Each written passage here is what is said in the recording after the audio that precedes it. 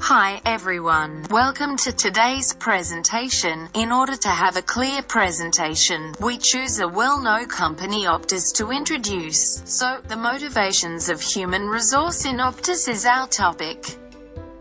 Now, let's begin. In this presentation, we totally have 5 parts. In the first part, Yosara will introduce the company Optus and identify human resource framework. In the second part, Cece will identify the motivations in human resource framework and the theory with the reading. Then, in the third part, Kathy will discuss the applications of the theory and weakness, and in the fourth part, Apanda focus on comparing customer service weakness and benefits between Coca-Cola and Optus. Finally, in the last part, Andrew will give some suggestions for Optus. Recently, Optus have been the subject of extreme customer dissatisfaction, with the telecommunications company witnessing a staggering 35% increase in customer complaints in 2018 compared to the previous year, with the telecommunications industry ombudsman receiving 167,831 complaints last financial year, the highest numbers witnessed in 3 years. Optus CEO Alan Liu has resorted to threats and intimidation tactics in an attempt to whip his workforce into shape. During the company's weekly Friday meetings held in their Macquarie Park campus in Sydney and live streamed to Brisbane, Melbourne and Perth offices, he warned that staff, quote, will be sacked if they're found to be upsetting customers, and encouraged employees to, quote, dob in colleagues who are not up to scratch. The customer is why we exist. If you make customers unhappy, you will be sacked, quoted Mr. Liu to his employees. Optus had been criticised by the Australian Communications Consumer Action Network, with a spokesperson for the organisation stating that Optus, quote, really need to get to the bottom of this and they need to invest in looking after their customers.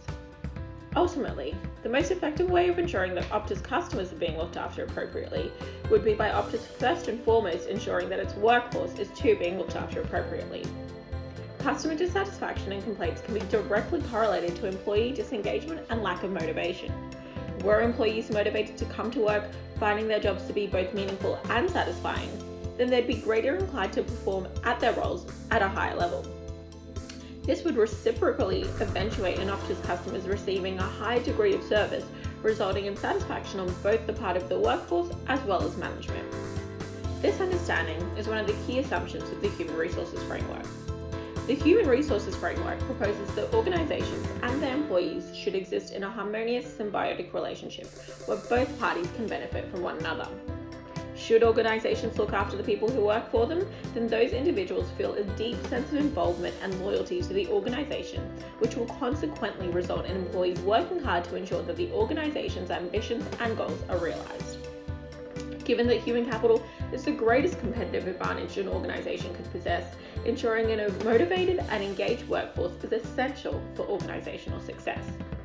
The threats made by CEO Liu clearly evidence that Optus have not currently adopted the Human Resources Framework in the operation of their organisation. As articulated by the Communication Union's National President, Shane Murray, quote, Optus workers are just trying to do their jobs under very difficult circumstances. Of course customers are unhappy. They're unhappy because rather than improving Optus services, management at the telco is more focused on axing jobs and threatening staff. An adoption of the policies of the Human Resource Framework would be extremely effective in reducing the number of customer complaints received by Optus. This can only be realised through Optus having a motivated workforce, as productivity is directly correlated with profitability. Motivation refers to stimulating people's desire through different means or methods by the internal and external so that they can devote more energy and interest to a certain job. It is an incentive that is directly motivated in order to achieve its goals. Motivation is a good motivation to make progress in work or life. There are many forms of such motivational presentations. Personal design or self-requirement, a reward mechanism or an expectation of others. For example, the motivation of students to study hard and is to hope to get excellent result in the exam. Motivation is unique to the human resource framework. Motivation is an important management tool for human resource management. It is a good incentive for employees to perform, let them use their greatest energy and enthusiasm at work. It creates a great work environment where employees can be fully engaged in their work. Let employees create a great benefit for the company, thereby enhance the competitiveness of the company.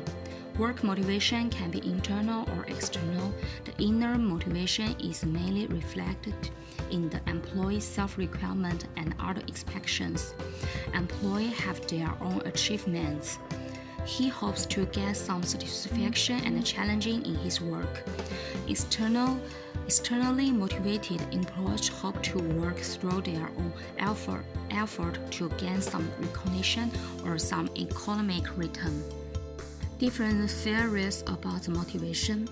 First, self-regulation theory. Self-regulation theory refers to the management system of employees' own consciousness. They achieve their goals by gaining their thoughts, actions, and feelings. When employees are emotionally fluctuating in their work environments, they have different negative effects. The self-regulation theory is the self-requirements of the adjustment balance generated by the employee initiative. For example, when employees have short-term desires, self-regulation theories will enable employees to control this desire. People with poor self-regulation can't succeed in relationship or work. Second, equity theory. Employees are treated fairly in the workplace, which is motivation for them. This is term motivation them to treat others fairly in the workplace. When they feel unfair treated, they are prone to dissatisfaction. The theory of fairness is the best level to balance the mental state of employees. Employees attach great importance to fair treatment at work, which gives them the incentive to mention these firms in the relationship between colleges and organizations.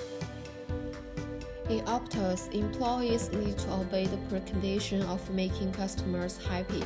At the same time, the manager encourages employees to drop in college who has an qualified of customer service, which could inspire employees to have a better performance in the process of communication with consumers. And it also can give employees some opportunities to achieve goals through themselves and stimulate their ambitions in short terms. Meanwhile, in this process, employees would like to maintain the enthusiasm of working in order to their own desires, like the promotion, the wage hike, and gaining recognition. Nevertheless, although employees will pay more attention to monitor each other, the company can't promise the condition that employees have personal grudge. At the same time, when people focus on monitor, the efficiency of working will have an obvious decline. This also is the cause of low-quality customer service. Like the interview of Wilmot side, the constant drop-offs and no-show technicians is the reason of refusing optus. In this condition, in order to improve the quality of customer service, the company encourages employees to monitor each other, which can motivate them to achieve goals by themselves completely. But it also consumes a large amount of time to solve particular problems. On the other hand, the equity theory also could be represented in the optus. Same as the job in college, the manager is encouraging staff to use the telco's independently run whistleblower hotline to report college believed to have been upsetting customers, which could include the fraud, the corruption, and unethical conduct. However, as it mentioned before, the company will not avoid personal feud. So managers can't promise the accuracy of whistleblower hotline whether can believe or not. Furthermore, optus also occurred news about the discrimination of recruitment before, which refers to a casual position lists the preference for candidates who are Anglo-Saxon. Although the vice president of HR said this error is completely unacceptable and a clear breach of advertising and commitment to equal opportunity employment, they can't promise the phenomenon of discrimination non-existent absolutely. In this condition, whatever the statement, it also can kill the motivation of some employees to some extent. Comparing Optus and Coca-Cola in terms of the individual company weaknesses and benefits, and from the point of view of customer service relationship and employees' engagement is crucial because customer experience inform future plans and future implementation strategies. Coca-Cola is specialized in the manufacturing and distribution of its beverages throughout the world. Optus is the second largest telecommunication provider in Australia after Telstra by market size. Optus headquarters in Sydney and operate wholesale and retail service directly to the public. Identifying customer service weaknesses and benefit can be achieved through an evaluation of each company's HRM strategies. Indicates that employees' engagement and effective customer service improve productivity and enhance companies' competitive advantage. On the other hand, weaknesses in the company business directive and alignment to its HRM strategies mean weak implementation plan. Eventually, customer dissatisfactions. Sydney Morning Herald report up to 35% of Optus customers were dissatisfied with the service, and not only the customers. Optus employees are not motivated compared to the Coca-Cola employees who continue to at least taste the feeling of what they produce. Unlike Optus, motivated employees meant an improved productivity at Coca-Cola. Optus also advised its Australian customers who would pay the bill via the following payment methods. Various payment methods made it easier for Optus customers. All benefits can be assessed throughout an evaluation of company's resource implication of its plan, including costs, people, and facilities, and the benefit that will accrue for the organizations as a whole, for line managers and for individual employees. This benefit will not be at the same level with Coca-Cola benefit. Optus makes communication easier, faster, and more economical and reliable. The two companies have two different approaches to motivating employees. Customer service and commitment toward providing quality products and customer satisfaction. Optus customers and employees are dissatisfied and unhappy. They are unhappy because rather than improving Optus services, management at the telco is more focused at acing jobs and training staff. CEO introduced an HRM policy that is exclusive rather than inclusive of people, introduced by Coca-Cola, which means strengthening the company's brand reputation and productivity levels while maintaining a strong relationship with employees. The value of a product is determined by the quality of and how closely the product fits customers' need, empowering, motivating, and engaging its employees. Customers, employees. Coca-Cola provide various incentives to its employees, a convenient and affordable price for its beverages to consumers, and which it continues to diversify its products, thus establishing perception to be of a high quality, thereby leading customers' dissatisfaction. One of the key issues that prevails in Optus is that Optus human resource management and employee management is not efficient to motivate employees in achieving organizational goals. Many theories have pointed to the fact that happy employees make happy customers.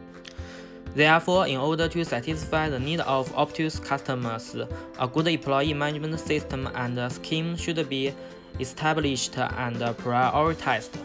Based on the motivational theory, employee behavior can be motivated through satisfying their needs and wants.